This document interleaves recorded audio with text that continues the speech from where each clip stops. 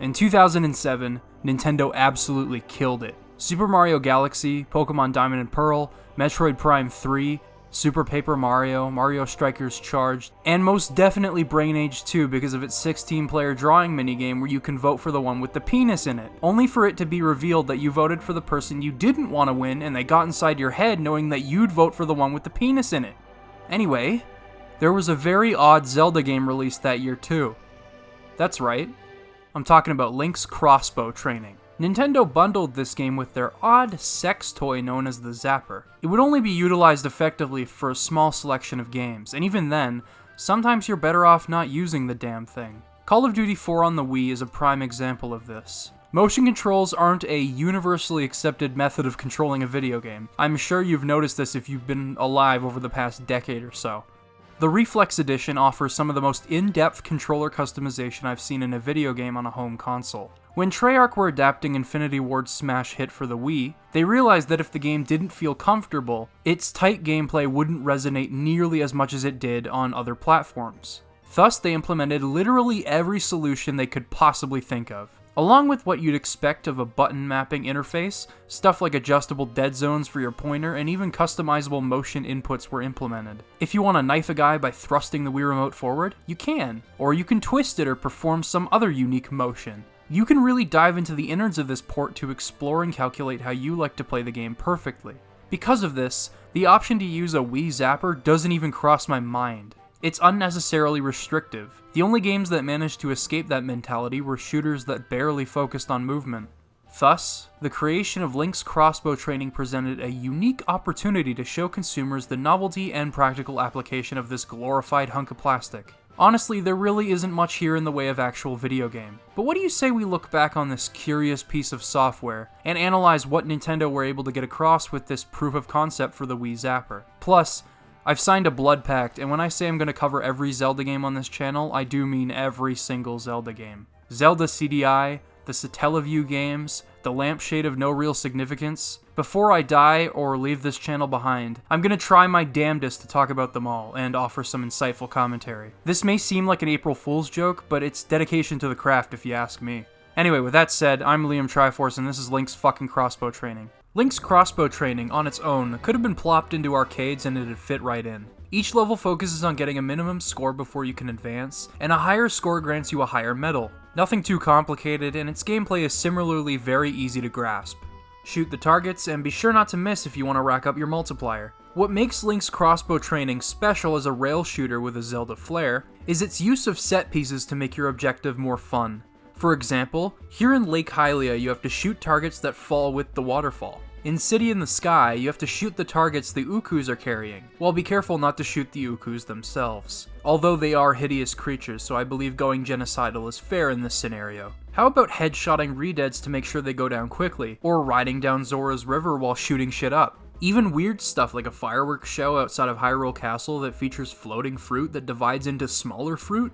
I don't understand this one, but as a whole, I think this serves as a testament to how good Nintendo is at making video games. They've adapted all corners of Twilight Princess's world into a rail shooter with personality. I mean, unique set pieces in rail shooters aren't unheard of, and I'm not talking about games that deliberately evolved the genre like Sin and Punishment's star successor. I mean the most standard point-and-shoot type of games. The ones you'd find in arcades in the 2000s. Like Ghost Squad or something. What brings Link's Crossbow Training above the rest is its unique scenarios that harken back to the various memorable moments of Twilight Princess in clever ways. Between transporting Telma's wagon to Kakariko Village and massacring bokoblins in the Hidden Village, I was giddy every time I saw a set piece from Twilight Princess get incorporated into the game. And that was because it wasn't just for novelty's sake.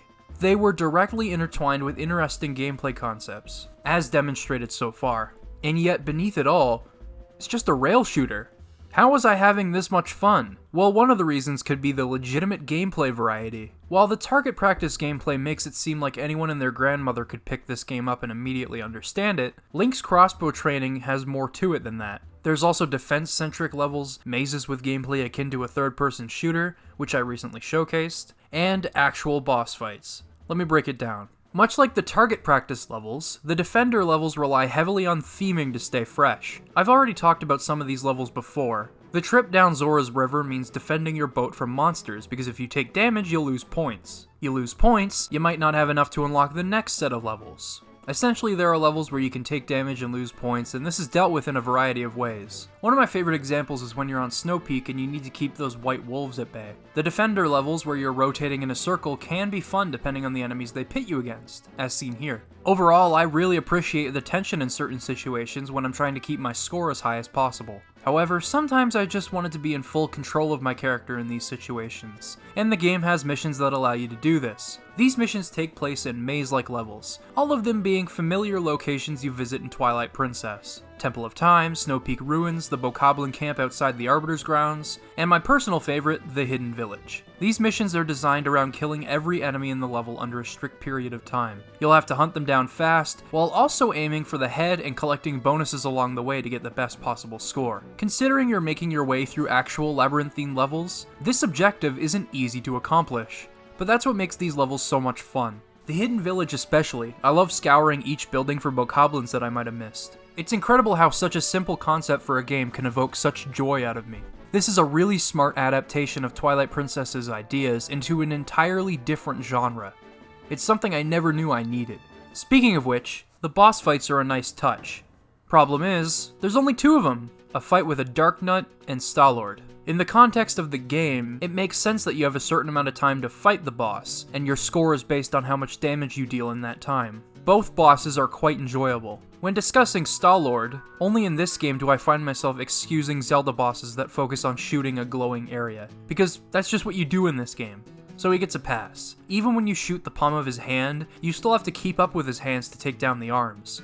This is good, and when you also factor in the projectiles he sends your way, it makes for a great boss. The fight with the Darknut revolves around finding an opening while also dealing with the keys he sends out with a swing of his blade. Kinda like that fight with Girahim in Skyward Sword. While it can be annoying to track the boss with this control scheme, it is a super stressful yet entertaining boss fight, as you're trying to maximize your score while simultaneously killing the Darknut. I would have liked to see more bosses in this game. Based on these two concepts, I'm sure they could have implemented more. Maybe shooting Argarok out of the sky, or shooting bombs out of the air as your monkey friend drops them in the fight with Diababa. There's so much potential, but what we have here is still a great demonstration of Nintendo's persistence and creativity, and of the Zapper itself. Speaking of which, of all the reasons I think Link's crossbow training is fun, I was surprised to find out that the Zapper was one of them. The trigger that replaces the B button makes the physical feedback of shooting the crossbow more impactful, and it doesn't result in cramping, which can happen if you decide to forego the Zapper. Link turns when you turn the Zapper, and zooming in feels natural. This proved to me that when developers create a game designed around the peripheral, the game can benefit from that control scheme,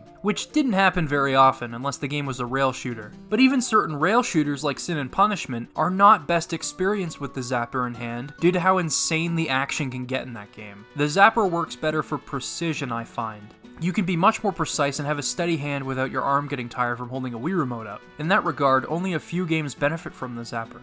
Thus, you can see why the thing was largely abandoned after a couple of years, and why using a Wii remote and nunchuck combo is preferable while playing most shooters on the Wii. However, Link's crossbow training is not only a demonstration of why and how this hunk of plastic can benefit both the game and the player, but like I said before, it also serves as a testament to how good Nintendo is at making games. Despite this game being a glorified demo for the Wii Zapper, it is brimming with creativity and clever implementation of ideas from the game it's based on. It's a lot of fun, and I do wish it was a more fleshed out video game. This game was bundled with the Zapper when it came out for $20. Not a terrible deal, but it's a reminder of how the Zapper could have been utilized. Link's crossbow training is a remnant of a development philosophy lost to the sands of time. For better or for worse, you tell me. Could shooters have taken proper advantage of the Wii Zapper from here on out? Or did the Zapper deserve to be forgotten? I don't know, but as it stands, I'm content not having to utilize motion controls in my video games these days, virtual reality notwithstanding. With all that said, I hope you enjoyed this goofy-ass video. I've been Liam Triforce, and I promise that I'll cover actual Zelda games soon. For real this time.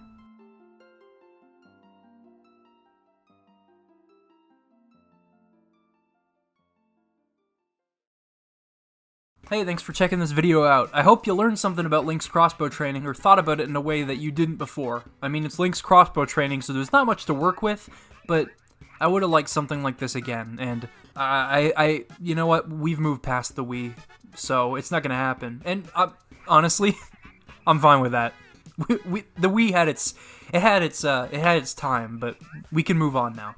As always, I'd like to thank my patrons. They're the reason I can continue to make these videos frequently, or as frequently as I can right now since I'm about to graduate school. But hey, you know what? I'm surprised that I'm able to keep a somewhat consistent upload schedule. Thanks for watching once again, and I'll see you guys in the next one.